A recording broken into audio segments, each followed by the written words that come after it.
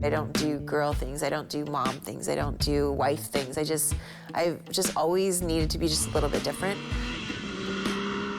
Because I've never been a person to like normal things or be happy with regular, boring lifestyle, you know? Not that everybody's lifestyle is boring, but I've just never done the usual things that, you know, just having a regular job, having a regular weekend, and just watching TV every night and things like that. I'm addicted to adrenaline. I must be an adrenaline junkie. My name's Corry Weller. I'm from Phoenix, Arizona, and I'm a professional off-road racer. I do desert racing and short course racing. So desert racing is a bit more scenic. A desert race takes several days. People are more apart from each other. It's more like a 2 or 3 day process.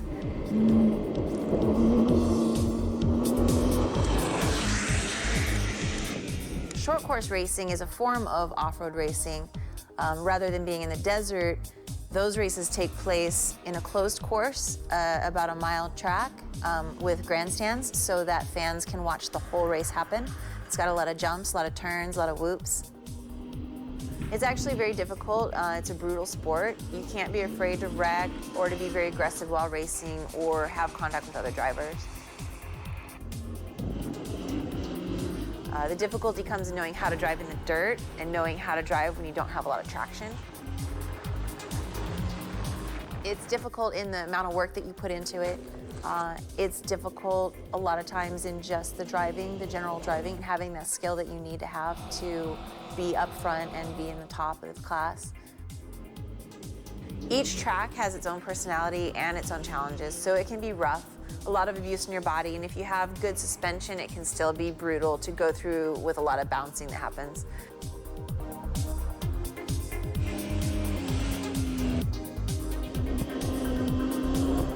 Desert racing has its challenges. It's fun, you have to react really quick. So when you're going 80 miles an hour, your reaction time has to be so fast to avoid something that pops up right in front of you.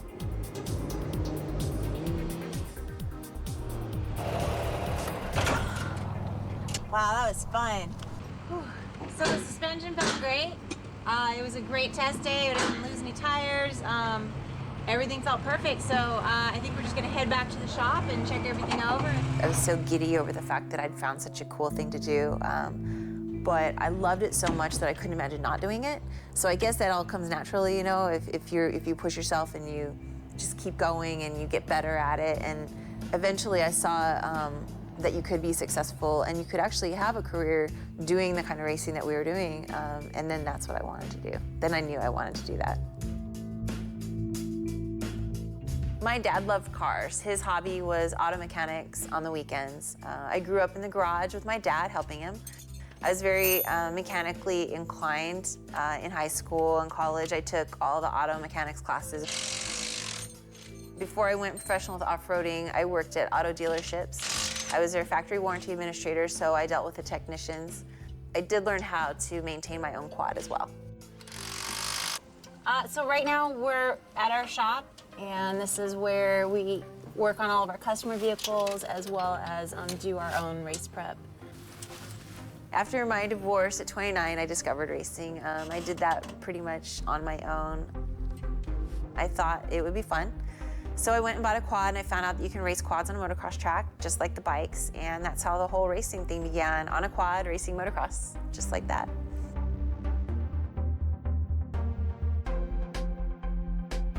I like doing CrossFit. It keeps me strong for racing. It keeps me strong in case I do wreck. Kind of holds everything together. If you have really strong muscles holding your bones together, that's good when you go tumbling down the track. I think if your physical body is in really good shape, then your mental state is also as sharp and accurate and quick as it needs to be to make those decisions, instant decisions that you have to make on the racetrack. So it's just all around, it's great for, you know, me physically, and it's great for me mentally, and it's great as a racer as well.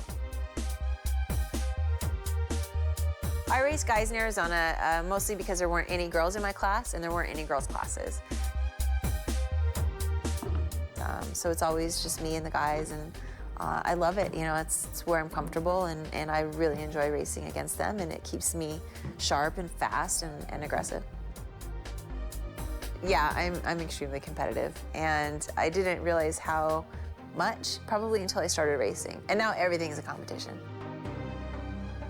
Part of working out is eating really clean. So we tend to eat a lot of chicken, a lot of steak, a lot of meat and proteins. So that is one thing I can do. I'll be grilling tonight. I'm not like a typical mom or wife. You know, I don't really cook.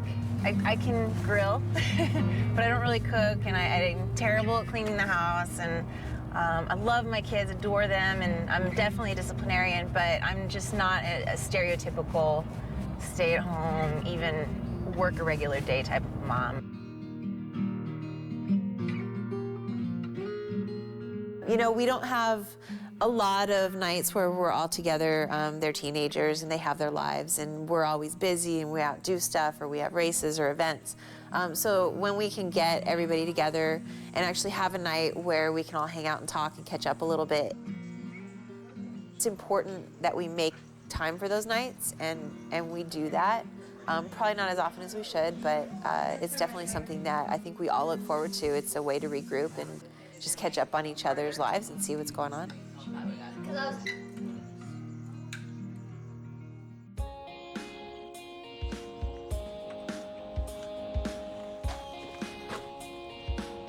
So the plan today is I'm heading out to the track. I'm going to meet my husband and my daughter out there. We're going to have our last round of the Arizona Championship Series for this year.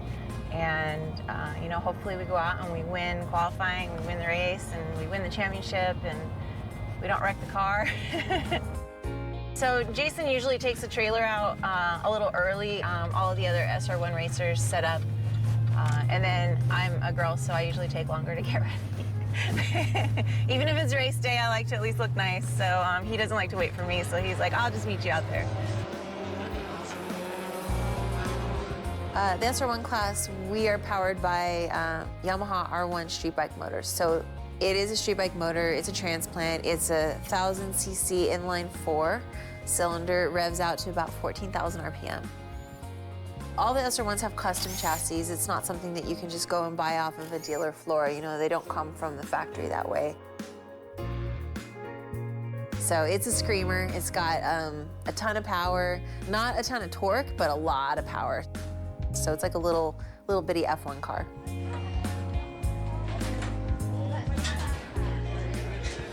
I've been doing it long enough to where it's so much fun that I don't really get nerves anymore. Not for qualifying anyway. For the race, I get nervous. You always get like your adrenaline, and I have to calm myself down in staging, think peaceful thoughts. You want to build a cage that can handle being, you know, flipped a bunch of times down a racetrack. So triangulation is key, gussets are key, and you just want to have a very strong, well-built cage because it needs to protect the driver. With the series that we race in, and really with any good racing organization, you know, safety is very important. I try to just relax. I like to think about how I want the race to go. I like to imagine me out front and what my spotter's telling me, and then I like to imagine that I'm on the podium and I won and everybody's happy. And that keeps me busy until we have to go out on the track. And then we do one parade lap, and that keeps me busy because I'm looking at the track. So for the one very slow lap that we do behind the pace truck, I'm checking every corner. I'm looking for ruts. I'm looking for traction. Where is it dry? Where is it wet? So that I know exactly where I want to hit that corner when the race starts. As soon as the flag drops, you don't think of anything else but what you're doing. If you make even the tiniest mistake, you go back 2 cars and it takes like 3 laps to get back up to the front. So the start of the race is really important. If you have too much adrenaline, you can do stupid things. Oh, she's over!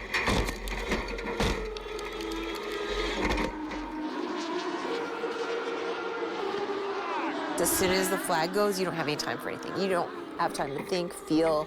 You're just, everything you do is just pure reaction to what's going on right at that minute right next to you, right in front of you on the track. It's usually either you're really fast and you make mistakes, or maybe you don't make mistakes, but you're not that fast. It's very hard to do both. And when you can put that all together, that's when you win races.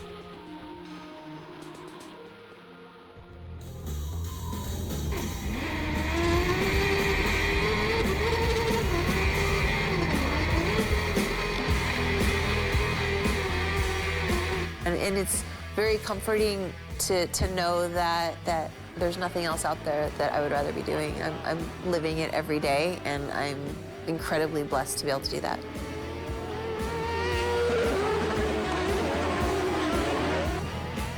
I can't imagine stopping racing. I've had a few people ask me, like, well, when are you gonna quit racing, Corey? What are you thinking? Like, you got an age or anything? And I'm like, no, never.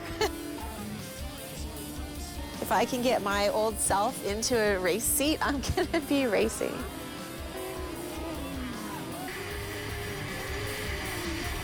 But I would imagine though there's gonna be a time where that's just not gonna be possible, but I wanna be involved in the racing industry.